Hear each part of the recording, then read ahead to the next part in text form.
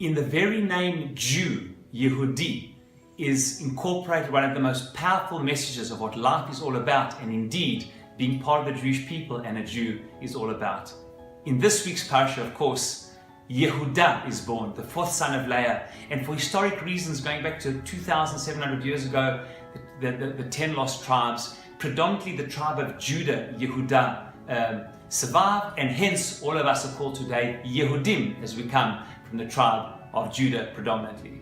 But in the very naming of Yehuda, as I said, we have one of the most powerful messages of what Judaism is all about, and gratitude in particular.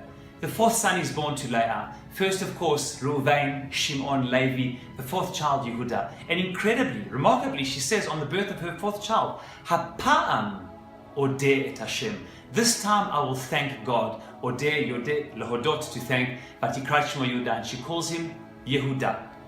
Now the question is, only on her fourth child? She couldn't thank God when Reuven, Shimon or Levi were born? Only on her fourth child? Is that where Thanksgiving begins? Normally it's the first child, which so to speak opens the future, and there in fact often is the most gratitude a person feels, the very first child. Dafka, the fourth child? Why specifically the fourth does she feel gratitude? Furthermore, the Gemara in Masechet Brachot, Daf Zayin, says that indeed Leah was the first person to truly thank Hashem. It says in the name of Rabbi Yochanan, in the name of Rabbi Shimon bar Yochai, she'lo haya adam shehoda lakadosh baruch hu. There was not a person who thanked Hashem. Ad sheba'ata Leah, until Leah came along, vodat Hashem, and called her son Yehuda. Really? Adam, Chava, Noach, Avram, Sarah, Yitzchak, and Rivka. Nobody thanked God?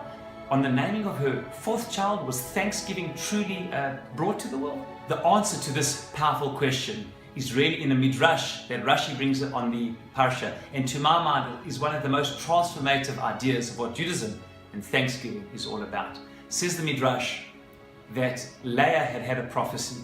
She knew that the Jewish people were going to be 12 children. There were going to be 12. And of course there were 4 wives. There was Rachel and Leah, and each one of them their maidservants, Bilhah and Zilpah, and therefore if there were going to be 4 wives to Yaakov and 12 children, each wife was, according to what was fair, to be given to bear 3 children. 4 mothers, 3 children. Indeed, Yehuda was her 4th child, and therefore when a 4th child was born that she wasn't expecting, here she was able to thank Hashem. What a powerful message. You see, gratitude begins where expectation ends. Why are we truly not able to feel gratitude? Because we think, as we say in Hebrew, Magia li, I deserve it. Of course I should have 3 children. That's the way of the world. All of the 4 mothers should have. That's what I should have. That's what I deserve. On some level, I don't need to be thankful for it because it's just the way of the world. It's what every person should have. They deserve it. Where expectation ends, where we feel no expectation on any level that we deserve it, is where true gratitude begins. And this is what it means to be a Jew, a Yehudi, to be a person who feels that every single thing they have in their life, as difficult as it sometimes is a gift from Hashem.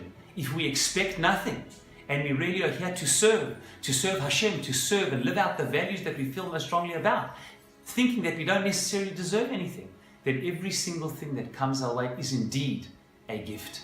And therefore only when Leah was finally able to give up on her expectation, what she thought she deserved based on her worldview, there gratitude began. And may we all, as the Jewish people, every individual, every one of us, be able to be true teachers of gratitude, that everything we have comes from Hashem. And the more we are able as individuals and a people and community to feel this, the more godliness through the power of gratitude will be brought to the world, that everything indeed that we have and do ultimately comes from Hashem.